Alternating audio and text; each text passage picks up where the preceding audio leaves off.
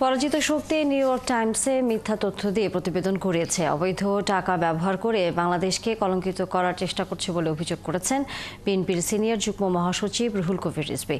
সকালে রাজধানী নয়াপল্টনে দলের কেন্দ্রীয় কার্যালয়ে এক ব্রিফিংয়ে কথা বলেন তিনি। রিজভী বলেন, অন্তর্বর্তী সরকারের কিছু কিছু উপদেষ্টা বিএনপির ভাবমূর্তি নষ্টে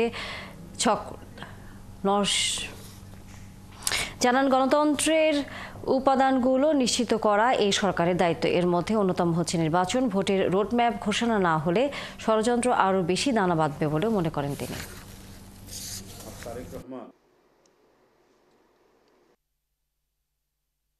নানা ধরনের যে অপতথ্য ছড়ানো হচ্ছে তার আরেকটি প্রমাণ হলো নিউ ইয়র্ক টাইমসে বাংলাদেশে আবার ইসলামী উগ্রবাদের উত্থান ইত্যাদি বলে আপনার যে প্রতিবেদন প্রকাশ হয়েছে আপনারা জানেন। তো এর পিছনে নিশ্চয়ই কারা জড়িত সেটাও বাংলাদেশের মানুষ জানে, এবং আজকে যারা পরাজিত শক্তি, সেই পরাজিত শক্তি এবং তাদেরকে যারা মদত দেয় তাদের যৌথ প্রচেষ্টা এর মধ্যে থাকতে পারে।